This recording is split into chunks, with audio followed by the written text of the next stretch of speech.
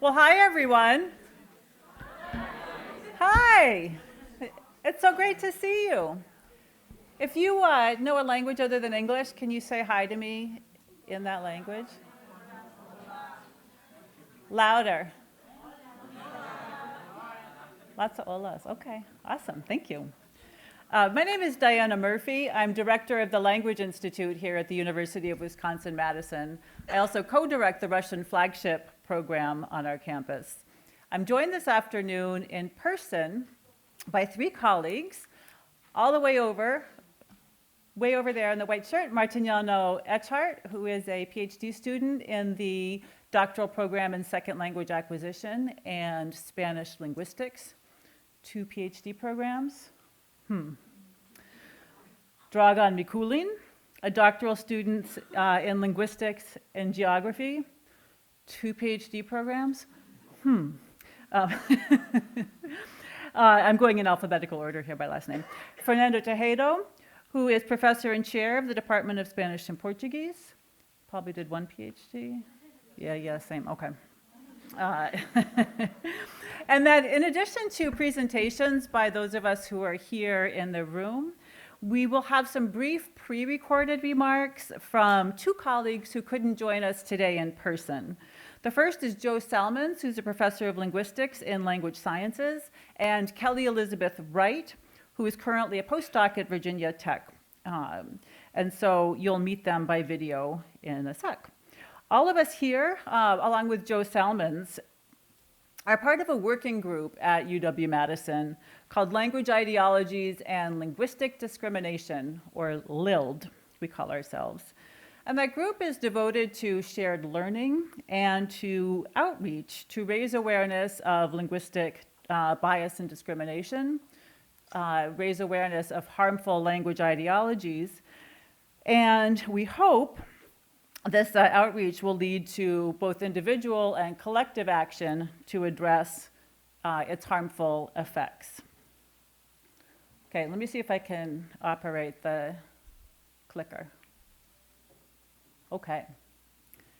Before we start, an acknowledgement that the University of Wisconsin-Madison occupies Techope, land inextricably connected to the Ho-Chunk people and their sacred language, Ho-Chunk.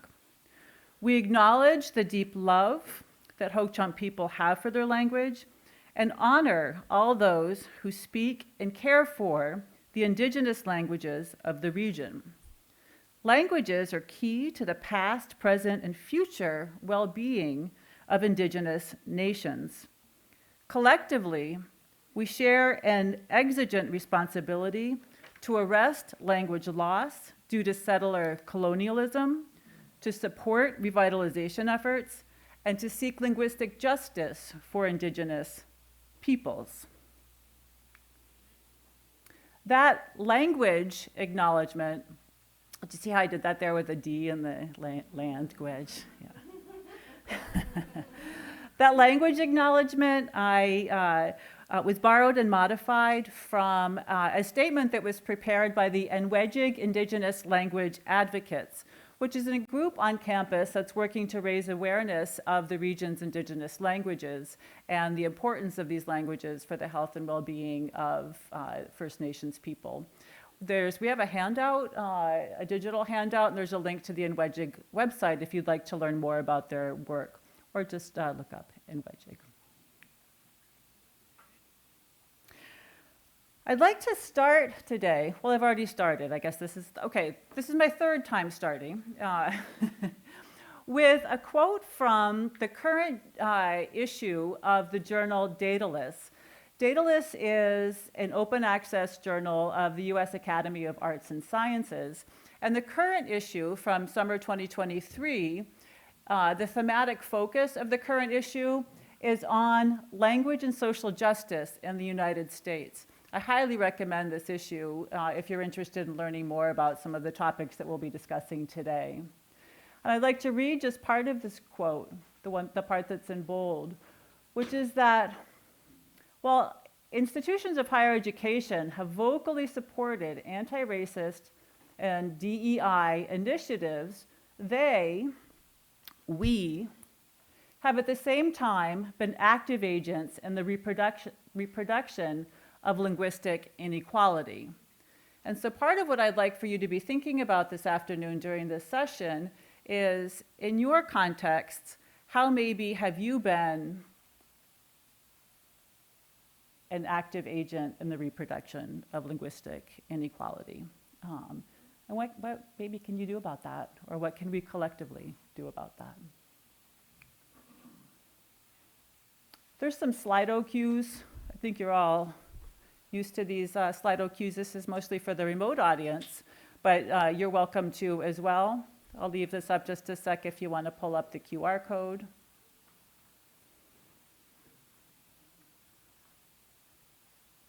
One Mississippi, two Mississippi, three Mississippi.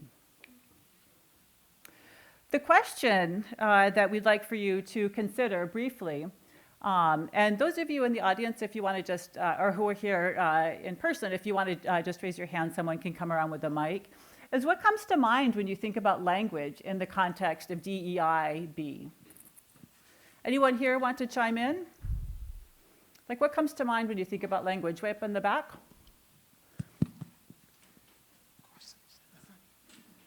White supremacy, respect, cliches. Language access should be a fundamental civil rights. Language access. I'm so glad you brought that up. And it is. It's written into Title VI. Yeah, thank you. Wonderful. Inclusive language, intent versus impact, cultures. Anything else that comes to mind for those of you who are here? Please write on this side.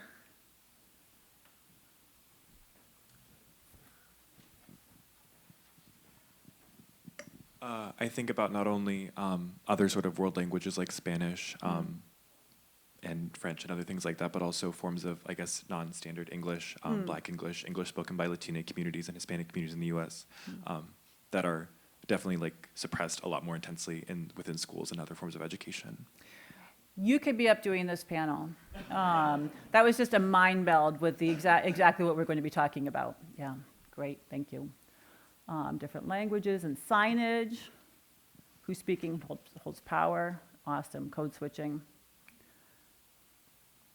Often when we think about language and DEI, one of our defaults is to think about inclusive language, pedagogies, guidelines for inclusive language. When I did a Google search, all kinds of things came up about inclusive language in the workplace, using terms that are respectful, using pronouns that people have indicated that they would like for you to use.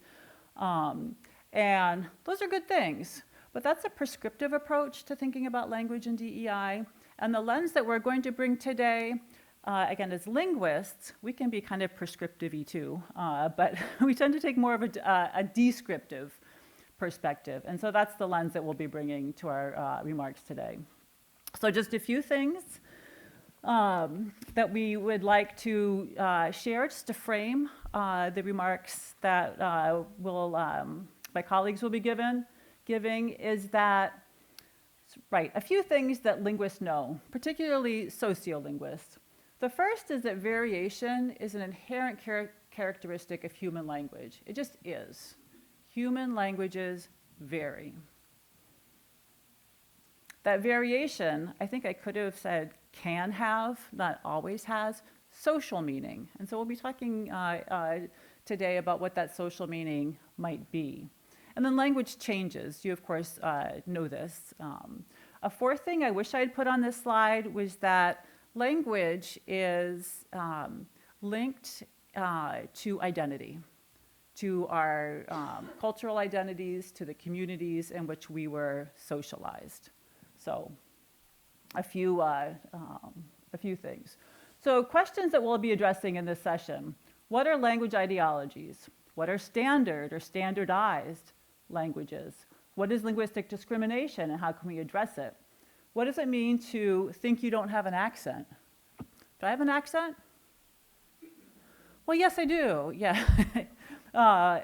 We all have accents.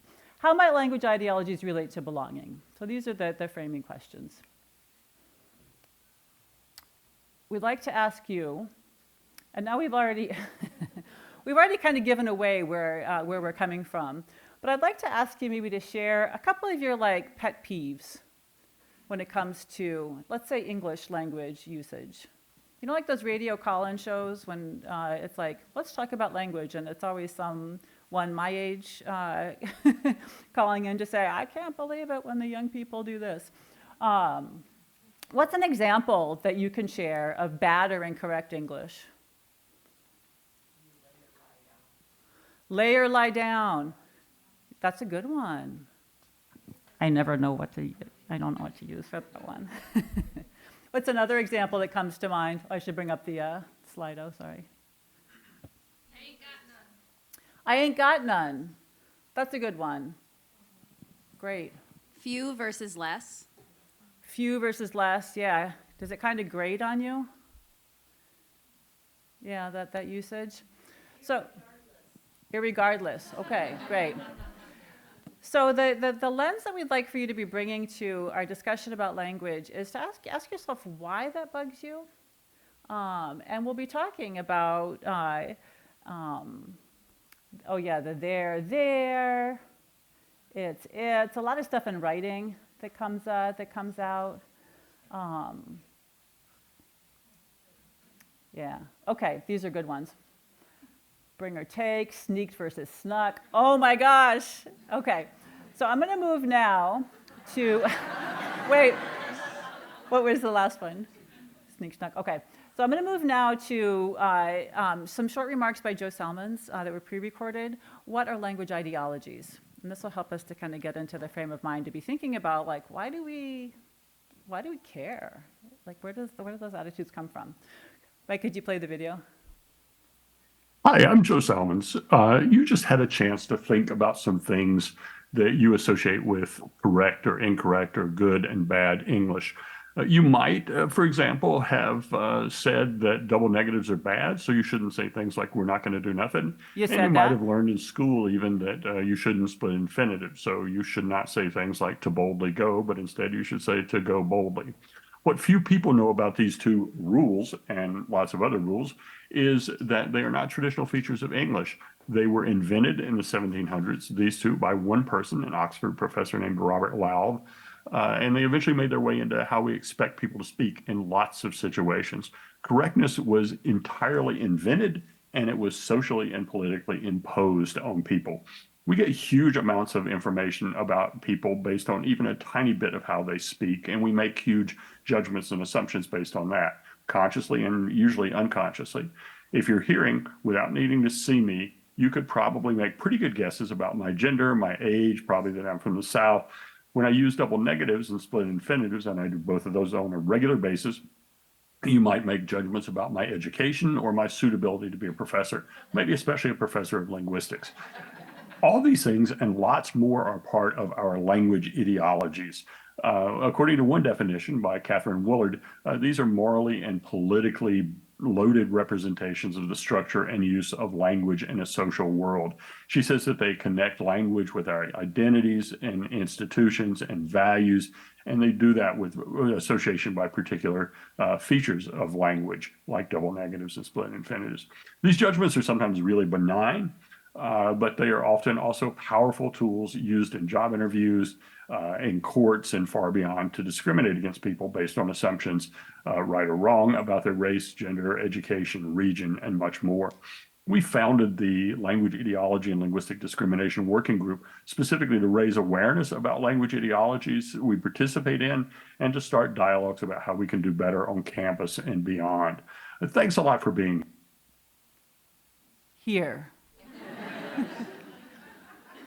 Okay, so next up, my colleague Fernando Tejeda will speak to what are standard or standardized language ideologies. Fernando, take it away. I'll give you the clicker. Oh, yes. It wasn't that bad. Yeah. Hello. Thank you so much for coming. Really an honor to be with you, whether it is physically in the room or on the other side of the screen, wherever you guys are. Thank you so much for attending this this presentation.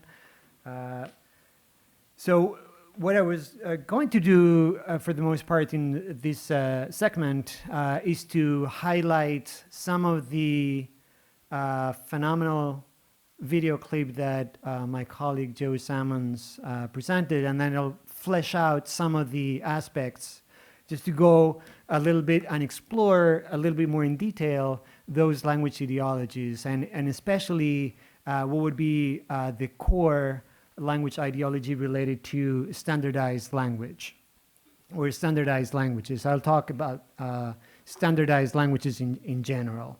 So I'll go slowly but surely to talk about, hopefully the clicker will, maybe do you do it? Harder, okay. Huh.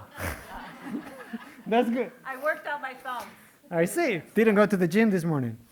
All right. So the first thing that we should take into account about that languages is that, so standardized languages, the primary origin of those languages is functional. We don't have any language that is born or created with an ideology. So there might be a function to communicate, and typically that comes with the idea of the creation of a nation. So nation states, and then here we have the possibility of having to communicate to a wider audience, to the whole population, a particular message. And there is the need, maybe it could be in trade, it could be keeping records, it could be keeping a legal code, it could be teaching something, disseminating a particular message. So in all of those cases, the standardized language is more a question of a functional language that is born because of it. We need something to communicate to the whole population. The issue or the interesting aspect about standardized languages is that many times when that process is evolving, then there will be a lot of institutions involved in that codification of the language. We need a legal code, and then there will be courts. We need to teach that language or that variety, and then there will be a schooling. There will be technical colleges, and all of that brings all of those grammar books, or there might be those legal codes, and all of that codification is what is starting to establish something that has that power or that authority that is bestowed upon that code as this is the correct way of saying something about any of those areas. So that is one aspect that I wanted to emphasize, that initially languages they might have a function, but then pretty quickly, just because of their origin and the association with those institutions, then that codification happens, and then those codes become associated with that power. Hi, Diana. We did it. Oh, one more behind. Okay. So the next one, the next aspect that I wanted to bring your attention to, that it was mentioned very much in passing, has to do with the idea of those languages, those standardized languages are not natural languages. Nobody's born with a standard language speaking that language. We just mentioned that those are born out of institutions, that they need to create vocabulary, that they need to expand, how to say things in particular ways, in very precise ways. And that means that any of those standardized languages are not natural languages. People don't usually communicate at home in the standard language. But then because of that association with the institution, there is a clear understanding that there is some sort of power, and that power very quickly becomes associated with those who are connected with those institutions. And those tend to be, generally, in the history of the standard languages, those in the upper middle class. So that image that I'm showing there is just that idea that many times people aspire to get that standard or standardized language and to climb up and then they look up from the lower to the upper middle, or from the upper middle to the upper societies. Another aspect that has been mentioned about standardized, that has been mentioned in Joe's video clip, and that it was mentioned by my colleague Diana, who is doing the heavy lifting of clicking. Otherwise, we would have no presentation. So, is the social meaning that goes with those standardized languages, and that is what the experts call sometimes the indexicality. There is an association, a social meaning attached to those standard or standardized languages. And then typically it is, okay, so if you work in that specific institution and you speak the language, then you're associated with that language and with that power, therefore you must be powerful, therefore you speak very well because you're part of that institution or part of that group. Moving on for just the next one. So the next item or the next aspect about standardized languages that I wanted to mention has to do with the idea that it has been mentioned by Joe in the language ideologies. So the standardized ideology, for the most part, we've seen that is a language that appears in those codes. It has to be maintained the same way. So it goes against the very nature of language. We just mentioned at the beginning, Diana mentioned that language is inherent to, it's changes inherently. It is just part of the DNA of a language is to change over time. But a standardized language, what it wants is to keep that form constant and uniform to be functional in communicating the same message and be interpreted in the same way. So one thing that it will do in that language ideology will be to say, okay, so anything that is not us must be incorrect. And then it becomes the ideology of what becomes part of that language or what is excluded from that language. So most of the language ideology of the standard or standardized languages ideologies will be the elimination of the socially unacceptable differences. And here comes our ideas about split infinitives or double negatives, or I could mention other, any of those differences that Joe was mentioning in the clip as far as differences that were based on gender, on maybe race or geography. So if someone is saying something like, she always be tired when she comes home, then we would most likely might think that that is not standard language, right? Or is not part of the standardized language. But remember that then that's most likely a byproduct of the elimination of that feature that has been socially unacceptable or considered socially unacceptable, right? And then, doing good? Okay, so my last is that if you've noticed about everything that I have been mentioned so far had to do with the power that was associated with specific groups. And I had images of white people that were most likely or historically had been associated with those groups. In this case, one area of what would be language ideologies would be when the standard ideology is used specifically not to exclude one non-standard feature, but to use that as part of not legitimizing particular groups. So in that case, it would be to racialize populations by framing them as incapable of producing legitimate languages. And my colleagues, Martiniano and Dragan, will talk more about that. So hopefully you're just hanging in there just to hear more about it, and then they'll come and discuss in detail what is that racialized language. Thank you.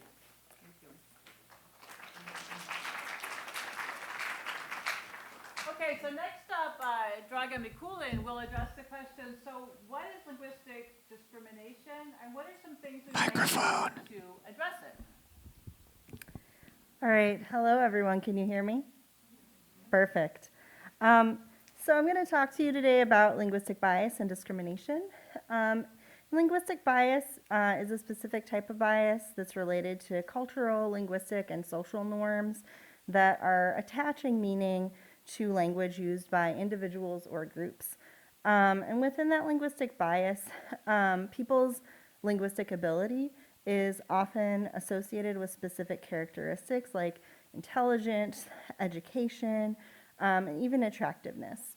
So in other words, linguistic bias is directly related to the language ideologies that Fernando was talking about.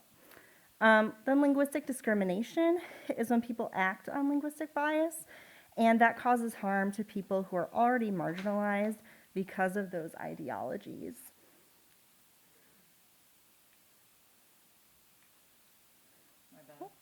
No problem. So, in their article called Undoing Appropriateness, Sociolinguistic Ideologies and Language Diversity in Education, Nelson Flores and Jonathan Rosa discuss the language ideology of appropriateness. And this essentially marks white language users as the norm and privileges white linguistic perspectives. In schools in the US, this can look like people in power, like teachers, deeming what language is appropriate for their students to use, and expecting linguistically marginalized students to model their linguistic practices after what Flores and Rosa deemed the white-speaking subject, despite the fact that they, as the white listening subject, continue to perceive those marginalized students' language as being racialized. This means that even when marginalized students conform to these norms that are prescribed by the white listening subject, they're still viewed as non-normative speakers. And essentially, as Fernando mentioned, this has everything to do with power. So appropriateness is based on this idealized language user who, in US context, speaks perfect English, and is by default monolingual. This idealized perfect language, as Fernando mentioned, is not something that's actually spoken by anyone. And schools and institutions legitimize and reinforce hierarchies based on this idea of appropriateness. Diana, thanks. So as we discussed earlier, this has really tangible consequences, resulting in people being denied housing, employment, or important services due to being deemed as having a lack of linguistic appropriateness. This extends to courtrooms. So in the case of Rachel Jeantel, who was the star witness against George Zimmerman and gave 6 hours of testimony, not only did jurors not discuss her testimony at all when deliberating, but they and others in power, in fact, dismissed her testimony based on the way that she spoke. So the result of appropriateness as an ideology is that people go unheard. And as we all know, this should not happen, and it often starts in the classroom. So when people are young and where many students are unheard, even at the basic level of their names. We're going to watch a short video, and after the video, I'm going to ask you all to think about why this video is perceived as funny. All right, listen up, y'all. I'm y'all substitute teacher, Mr. Garvey. I taught school for 20 years in the inner city, so don't even think about messing with me. Y'all feel me? Okay, let's take a roll here. Jay Quellen. Where's Jay Quellen at? No Jay Quellen here? Yeah. Do you mean Jacqueline? Okay, so that's how it's gonna be. Y'all wanna play. Okay, then. I've got my eye on you, Jay Quellen. Balake. Where is Balake at? There's no Balake here today. Yes, sir. My name's Blake. All right. So what makes this clip funny? Folks who are on the internet, go ahead and type in your answers. Folks who are here in person, if you want to raise your hand and we'll get the mic to you.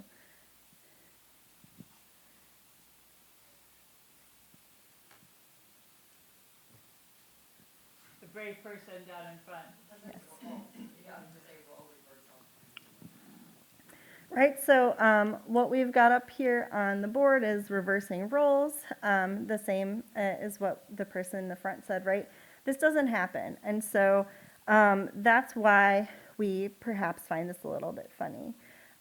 But there are actually ways to kind of think about this. Oh, let's see. Yes, so reversing the roles where white students' names are butchered. Flipping, not funny per se, it's role reversal and happens all the time. Exactly.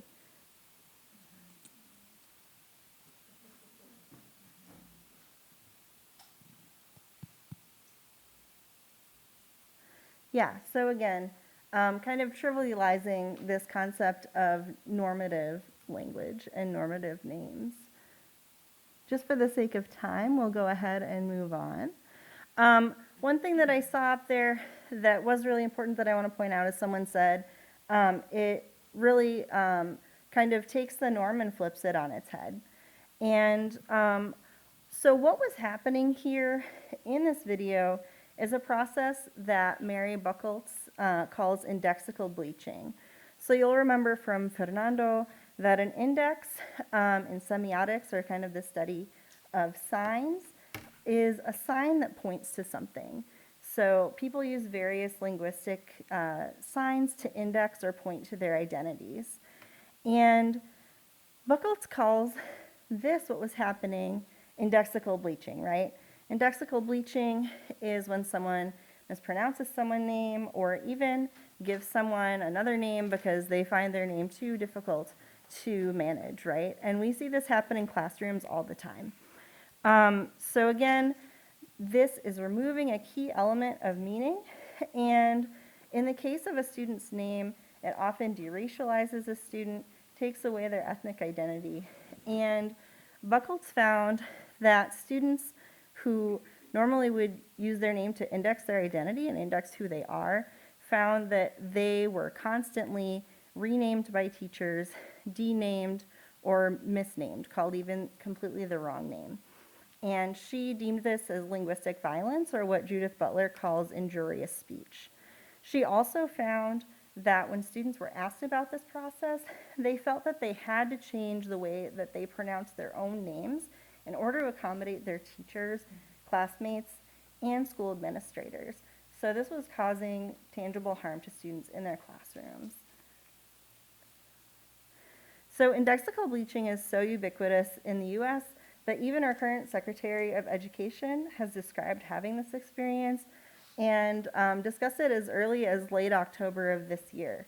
The one thing I want to note is that this institutional understanding of it at a federal level is a step in the right direction. And we can think about other steps that we can do in the classroom and on campus in order to do this.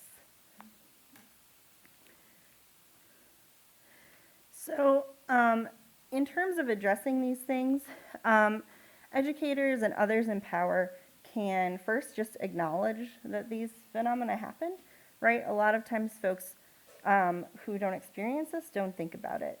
Then recognizing their consequences and taking action to change them.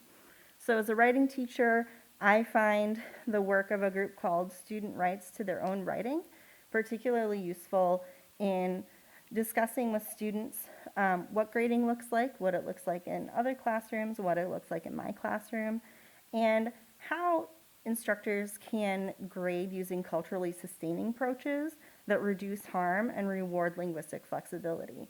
So this group, which again is called Student Rights to Their Own Writing, has a ton of these really great infographics that talk more about how to think about language in a classroom and on a campus, whether it is here at the university level or in a K-12 setting. Finally, I want to talk a little bit about what folks are doing in terms of shifting ideologies, there is a person named Michelle Compton at the University of Kentucky who did a study where she took Appalachian English and she had a group of students kind of listen to a clip of Appalachian English and talk about what ideologies came up for them when they heard those.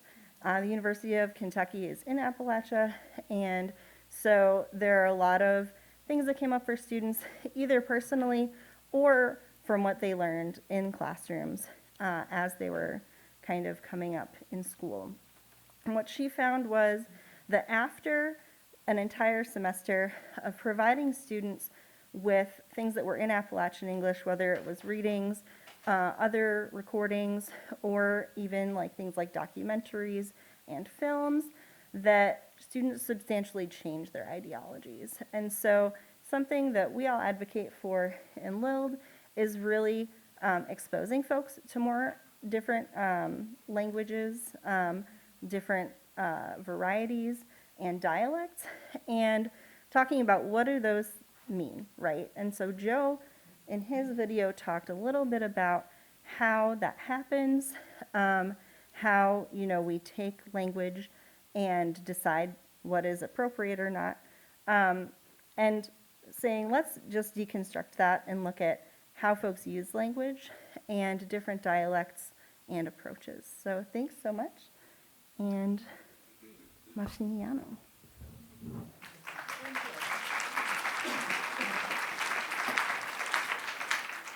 Okay, sorry, we're very presenting today. We'll have time for discussion. So next up is Martiniano Ethart, who will talk with us about what does it mean to have an accent, or the things that you don't. Take it away. Thank you, thank you. Hello, can you hear me? All right, hi everyone, and hola for those who speak Spanish. Thank you again for joining us both here in person and online. So I wanted to start with this question of what does it mean to have an accent, which can be actually answered in two different ways. So in linguistics, it has been defined as someone's manner of pronunciation that might be compared to what Fernando was talking about, the standard language. And within this definition, when such an accent includes features that might not be part of like that linguistic system that is being compared to, it can also be labeled as foreign or non-native accent. However, the concept of accent has also been discussed in relation to speakers' behaviors and how these may be interpreted as how an other person sounds or speaks. And this view assumes that how one speaks is with no accent, which has been found to be a convenient way for certain speakers to avoid being responsible for all sorts of like successful communication. And this way puts that burden onto that other speaker. The next slide. So who are these speakers that I'm referring to here? Well, in the US context, speakers have been divided into two main categories: non-native speakers of English and native speakers of English. And although we may think that interlocutors are equally responsible for good communication, this has not been the case for these two groups of speakers. In a non-native native conversation in English, non-native speakers of English have been assumed to have accents and to be less comprehensible. Therefore, they are responsible for all sorts of failures in that communication that can lead to like a successful communication, while the native speakers of English bear no responsibilities at all during that communicative process. However, these ideologies of language dominance may not only cause failures in communication, but actually become even more harmful. For example, in Subciello's 2015 study on the Rate My Professor website, it was observed how students in the US engage in behaviors that reproduce these ideologies of native speakerism. The author found that instructors with Chinese sounding and Korean sounding last names were linguistically racialized by students as Asian, and thus they were labeled as non-native speakers of English, and this way being less comprehensible or incomprehensible at all. Based on that, the author listed some consequences that such language ideologies that were enacted by the students could bring to this group of speakers or to these instructors that would go beyond the language itself. Some of those were this group of instructors receiving lower ratings on their institutional evaluations, not the ones on the Rate My Professor website, but the ones at the institution where they worked.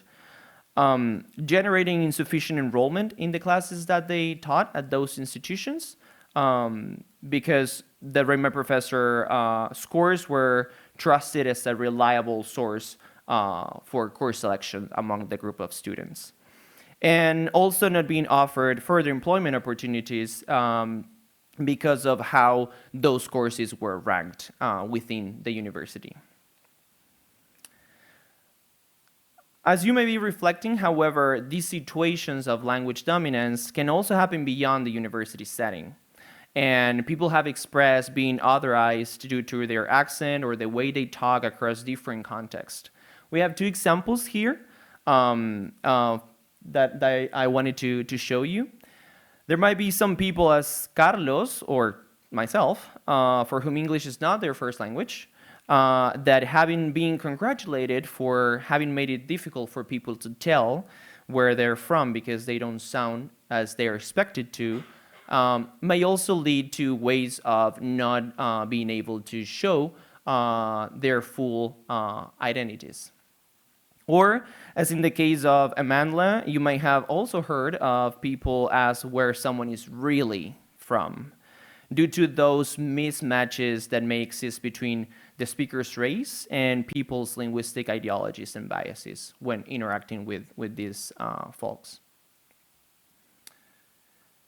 So, the next slide, please. Oh, my bad. Yeah, thank you. I was listening, so interesting.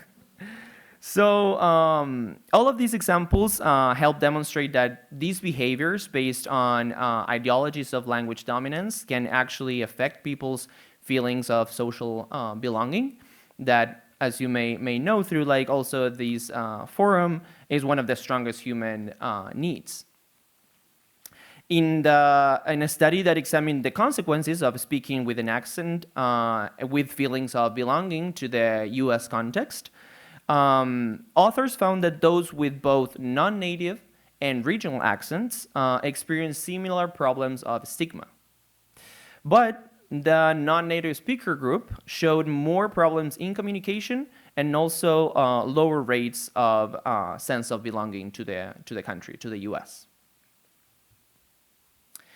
However, I think it is also important to mention that when talking about non-native English speakers and their experiences, it is important to clarify that within the US, not all of these non-native accents are perceived in the same way. So we have some linguistic hierarchies that exist within the US. So, for example, some varieties, such as the European ones, are classified as more favorable or might be also less stigmatized than others, like Asian, Hispanic, Arabic. So, to conclude, the next one. Next slide.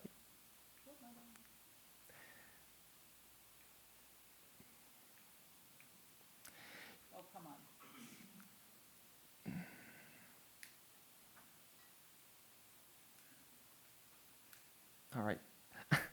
So to conclude, I believe also that it's important to for us all, and this is one of the hopes after our talk, to reflect that, as Professor Drummond puts it on this quote, it is not the way that people speak that needs adjusting, it's the way that we as society listen that has to shift. Thank you.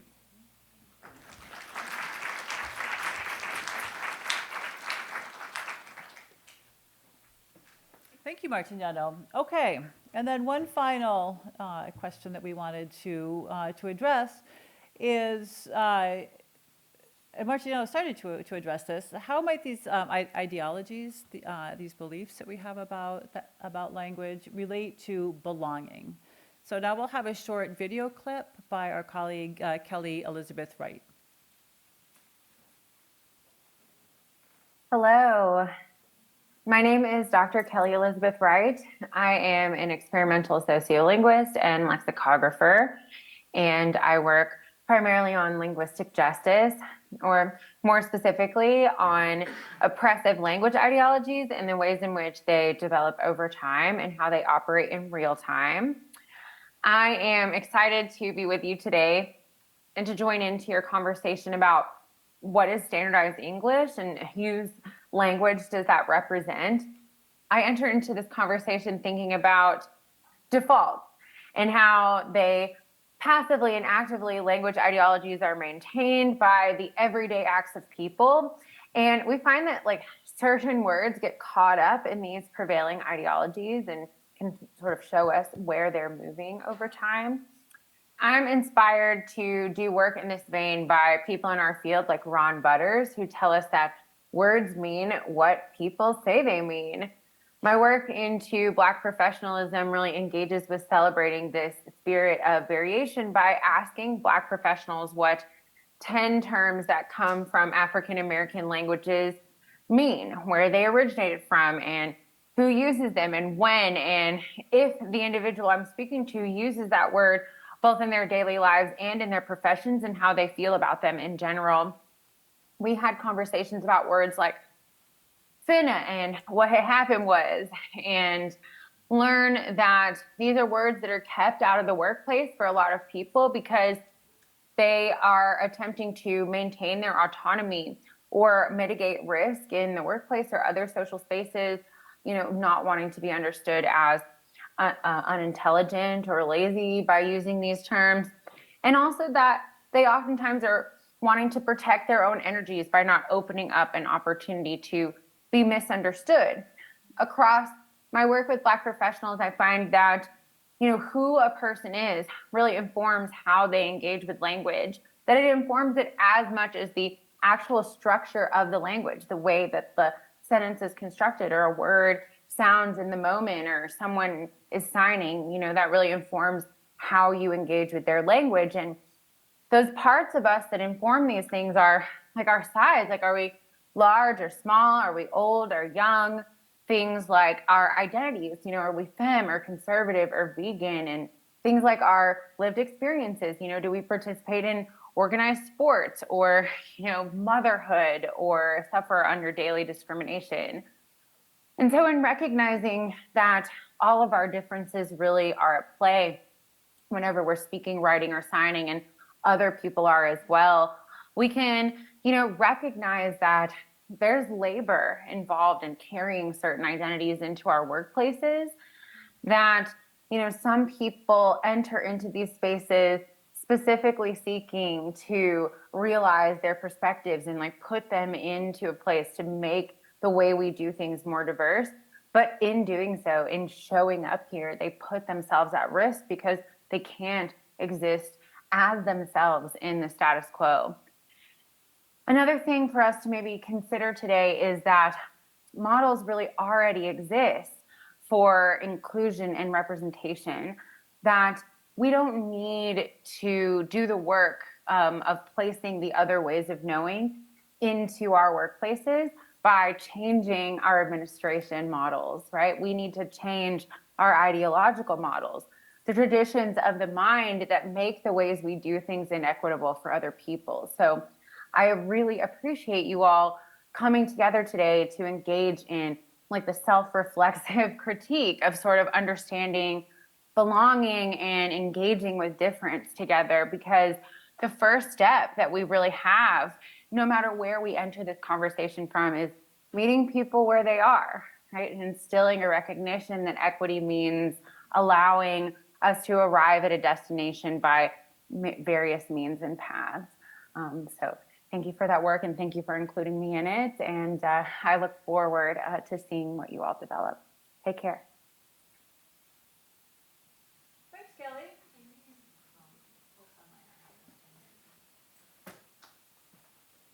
Thanks, Kelly. Yes, thank you. On the website for the Language Ideologies and Linguistic Discrimination Group, we have some resources and readings that you might want to check out. We also, Martignano is spearheading a project that, a video project that is based on kind of student on the street interviews with UW-Madison students talking about language, highlighting the linguistic diversity on our campus and how the students' sense of belonging intersects with their home and community languages here on campus. So we left time at the end. We kind of front-loaded this session with lots of talking at you. And I should have mentioned earlier, or when we started, that we used speaking, talking quite a bit in this in our presentations here. But the ideas that we've shared apply to sign languages as well as spoken languages. We're really sharing concepts to apply to human languages broadly. So we have time now for questions, for a discussion, for ideas that maybe you'd like to share. Maybe we'll start with questions, and I have some questions for you. And if there are also ones in the chat, if you could let me know. But first, questions from all of you in the back. And we hope we'll be able to answer them. Okay, so thank you so much. Can you hear me? Awesome.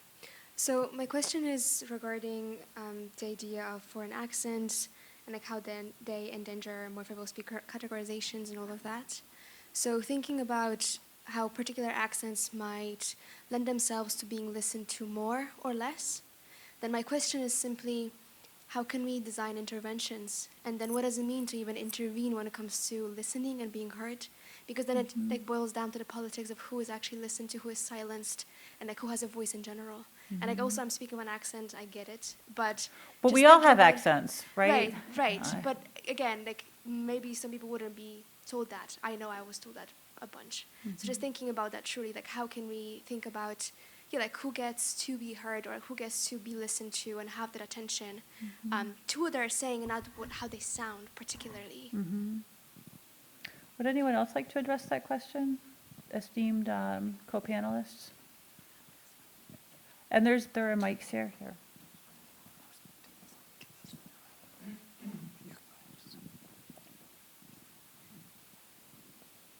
Hello? Yeah, wasn't sure. I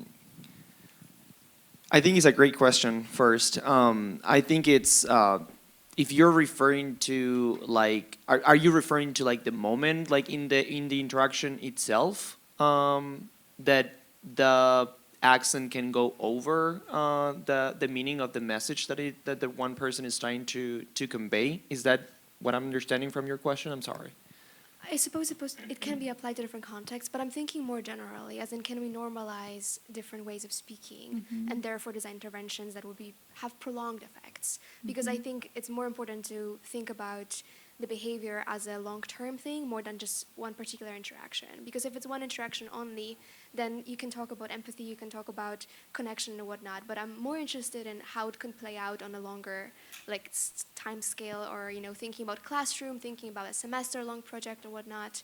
So yeah, I'm more interested in a long-term effect or interventions. One thing that, thank you for clarifying. One thing that comes to my mind as a linguist and language teacher, first of all, is that I think that the more we get people immersed into learning a language can be a good way for people to understand that we all have accents. I think that those ideas of not having an accent may come from like more of like a monolingual mindset and where like people are like standing from to judge someone else. So I think that promoting language learning can be a good way of putting those people in like those situations and understanding that you may sound different to what you think a speaker of X language should sound, but that if you're conveying a message and that message is being understood by the interlocutors, that's all that matters.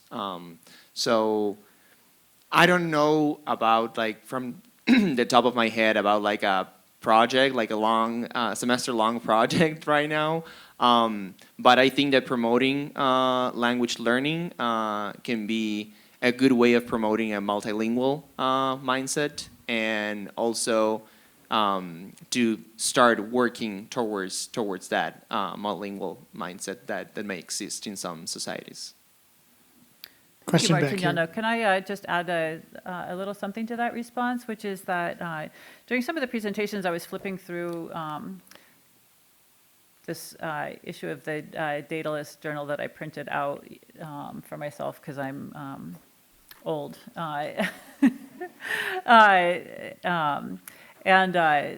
There are some suggestions from some colleagues who have really thought deeply about your question.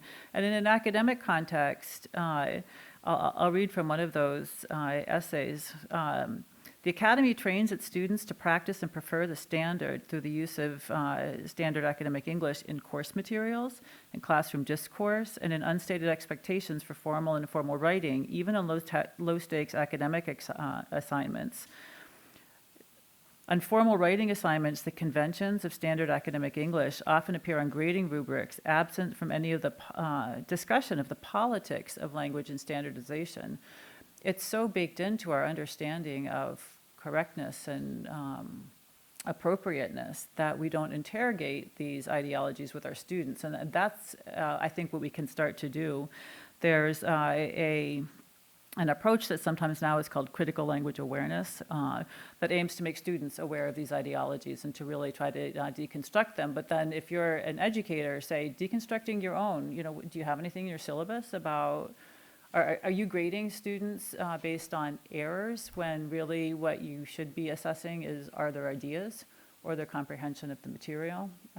So those are some ways, I think, not necessarily related to accents, but how we can sort of start to dismantle some of these ways that these implicit biases can really be harmful.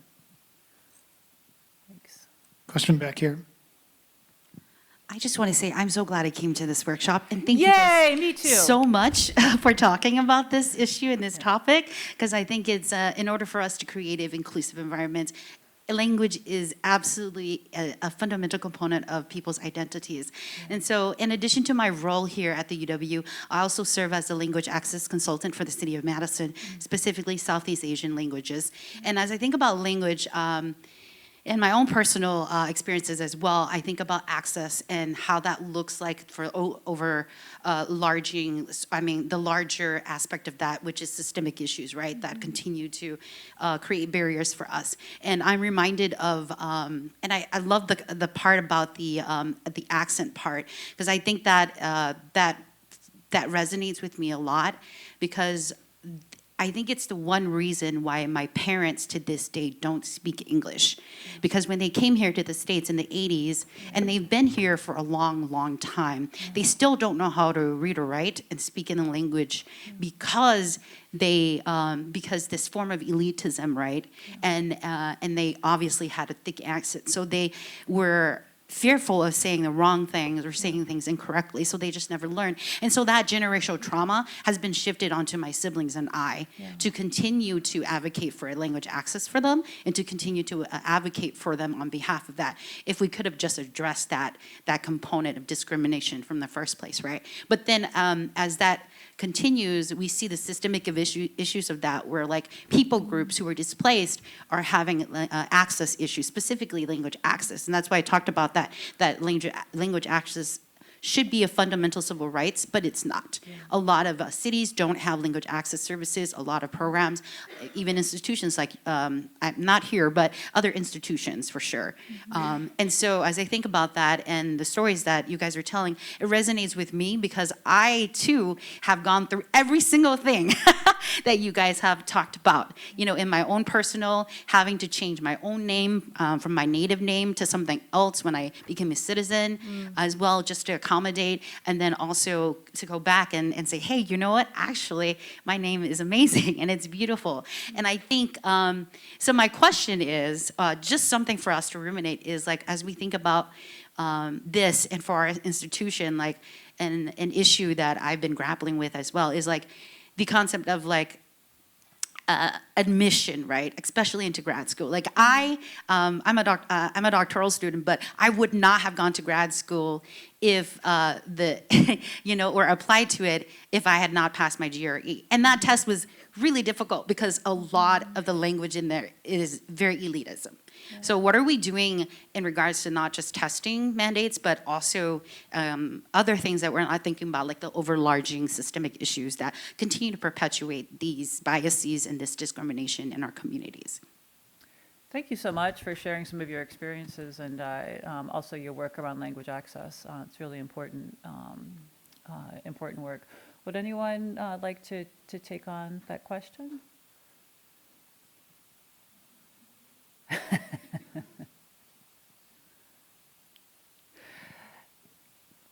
Oh, do you want to take it on? Oh, great, because I have some thoughts, but I would love to hear yours. Please.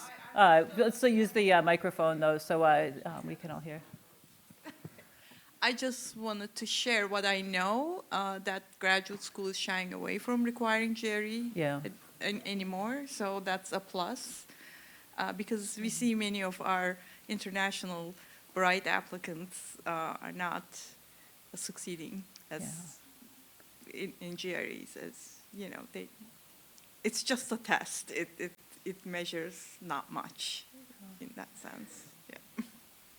Yeah, thank you very much. I was going to mention that as well, is that like the doctoral program that I'm affiliated with here on campus, we've stopped requiring the GRE for exactly that reason. But when it comes to, say, our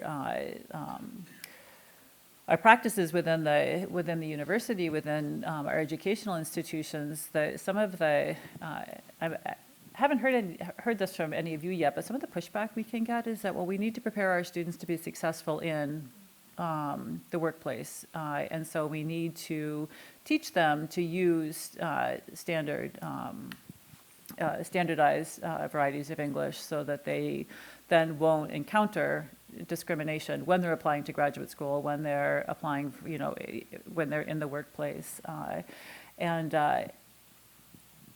that's such a Band-Aid, right? And it's not, if we're really looking to, as you said, dismantle these systems of oppression, we really need to be interrogating what the underlying beliefs and assumptions are that are behind some of our practices. Yeah. What are other questions also? Oh, sorry, Dragan, did you have some thoughts to share? Oh, yeah, I was just going to comment on that too. In terms of Flores and Rosa, when they talk about the appropriateness, right, they talk about this concept also as it does not matter if we teach our students perfect standardized English and they speak it, people will still perceive that they don't. And so addressing the ideologies is really important versus, the Band-Aid that you were discussing. Yeah, thank you, Dragan. It kind of makes me just say just... one oh, quick please, thing? please. So I was going to say that another initiative that I think that is very successful, that I see it more often is in signatures. When you send the email, you see how do you pronounce my name? That I think it is very useful, and that will, this is my name and this is how you pronounce it, showing your identity with it. And I think that is a fantastic initiative as well. Yeah, thank you. And yeah, thanks for sharing the experiences of your parents. It really just breaks my heart that we have this, these biases that have really served to keep certain people in their place, and we just don't. I'll speak as myself as a white person. It was not. This is really embarrassing as someone who, I've got a PhD in Slavic linguistics, but it wasn't until pretty recently that I realized the level of privilege that I have as a person whose language socialization was in a home that is kind of closer to the standard. And so I don't really have to work that hard to be honest, when I use language in different situations. You know, we all vary the way that we use language based on who we're speaking with, the context. But so I'm a speaker of English. That gives me some privilege globally. But I just don't have to work that hard. And it was something that was completely, I just took it for granted. Yeah, yeah. Hey. Oh, please. Yeah, I see a few other hands too. And then maybe the Slido too, just I don't want to neglect people in the remote audience. Yeah, thanks. I work in communications, and I imagine many people watching do as well. And one thing that I've really come to appreciate in the last few years is plain language as a concept and as a potential solution to some of what you're describing. When you're talking about institutional messages that are meant to maximize understanding by people who are reading in English as a first or subsequent second, third language. But I wonder how plain language as a set of rules for English communication falls into the same trap of standardization that you're talking about, or if it does. Or is it actually the solution that I think it has been? If you're familiar with plain language. I don't know if it's your specialty. No, it's not at all, but what I was just about to look up is that there's a workshop offered through Cultural Linguistic Services on our campus. If you're interested in learning about plain language, it's free, and I think many of you might find it to be useful. But I've got no answer to that, really. I feel like if, in terms of like if using this plain language, I don't think it fixes everything, but I think it's helpful to communicate in a way that's accessible to a broader segment of society. I think that's a good thing, personally. Yeah. I don't know. What do you think? You don't have the mic. All right. Well, like I said, I do like it, but it is rules, you know? Yeah. It is saying, don't say this, don't say it that way, say it this way. Right. You know? Right. And I think the intention behind that is less around positioning oneself as being superior to others because of how you've learned to speak, Right. and more about maximizing understanding, and understanding being the point of communication. And Right. in that respect, it's maybe less of a social pitfall Right. compared to standardized English. Right. But I don't know. I thought this might It's a great interact question. with what you're no, it really presented. does. It's a great question. Any thoughts, other people? So the only thing that I would say is that the minute that you have some sort of standardized language one way or another, whether it is like full-fledged standardized language or something like plain English or language, then you have the drawback of the minute that you take out the identity of the language and then you become, and then you make it something that is available for everyone, then you are taking the identity of many of the different features that might appear in any local variety. So what you gain in functionality, you lose in the identity that goes with that variety. I think that's something that is it's hard to balance, but if the focus is communication and functionality, then that's what you get. Thank you so much, Plain Miranda. language. Such a great point. Yeah, thank you. I was just thinking about AI. Is anyone else thinking about AI and these issues? But well, other questions? Any questions from the Slido? Oh, please. Sorry, yeah. I'm wondering if this group has had any sort of like interaction or work around communications A and B and ESL requirements on campus. Obviously, those are, I think, important classes. I don't know if it'd be possible to get rid of those, but in terms of addressing like learning outcomes, grading policies, and things like that, that seems like a very important place to start, and kind of removing those language ideologies or kind of broadening the sort of linguistic diversity we're accepting here at UW-Madison. That's a great suggestion. And no, the short answer is that no, we haven't yet.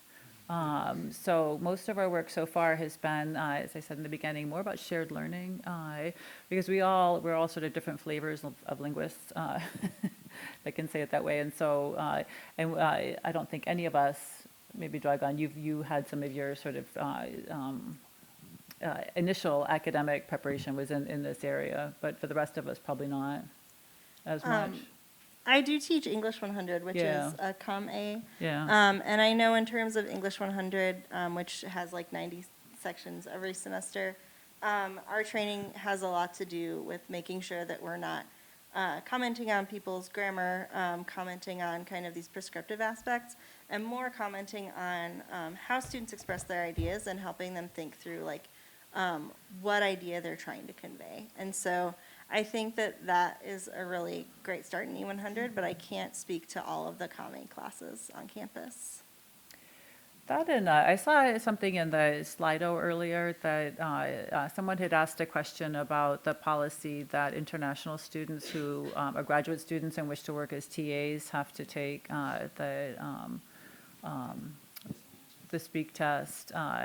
And that's a policy actually, and the person asked about it as a UW-Madison policy. My understanding is that that's a UW system policy, and it actually might be in, I don't know if it's in legislation, but it's like not even a campus policy. Yeah.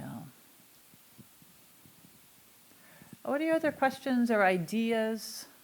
Can I add something real quick? Oh, please, yeah, Martiniano. Yeah, no, I just wanted to also, in line with like what Dragon was saying, like acknowledge the work of the Writing Center. I've worked as a Writing Center instructor, and there is also a multilingual writer perspective in the Writing Center, in which like when students go to ask for any help with their writing, the focus is not necessarily on their grammar per se, but on the messages that they're trying to convey.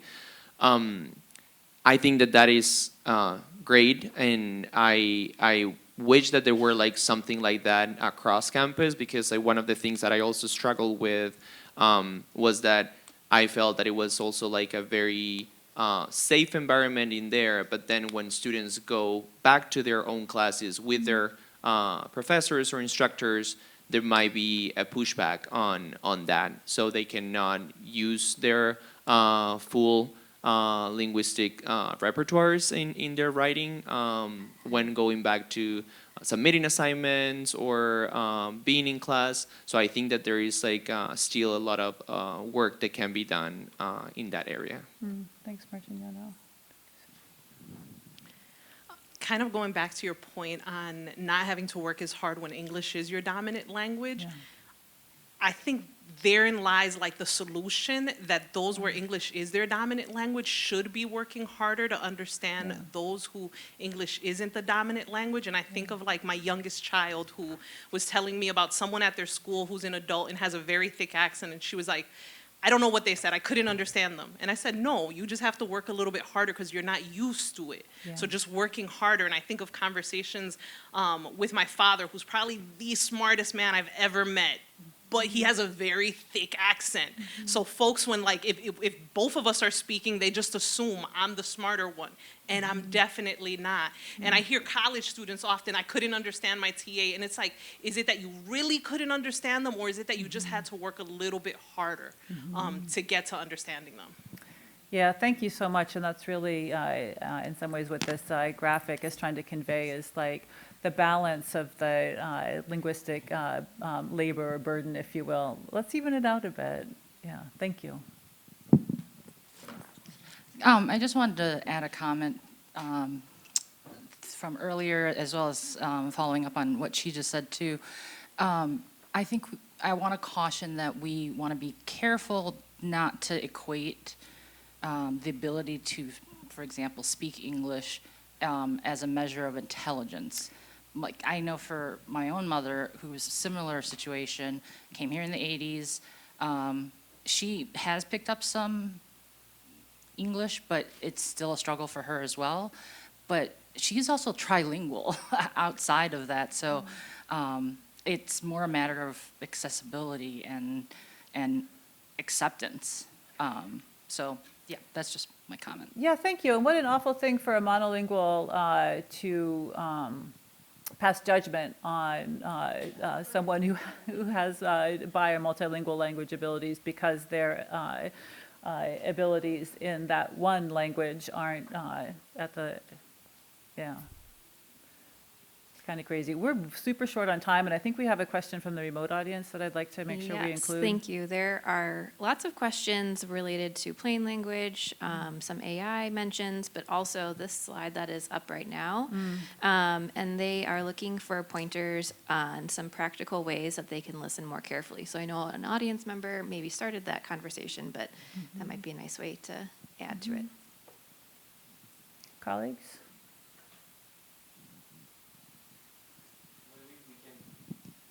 Maybe we can all think together of like ways that can help. So also like open it up to Well, people in the audience. We're actually at time. I could talk with you. And I have an announcement I have to make about snacks. I could talk about this all day, but we were told to make sure we end right on time. I really would like to thank you all for coming to today's session, for starting to think about these questions. It starts, I think, with awareness, and then with really thinking through myself. Like, start with yourselves. I'll start with myself. What are, in my context, my teaching, learning, professional, personal context, what are some ways that I might be bringing my biases about language to the interactions I have with others, and in the ways that I carry out my work, and how can I address that? And then we can also think about how we can work together. So be patient, right, be patient. Okay, the announcement.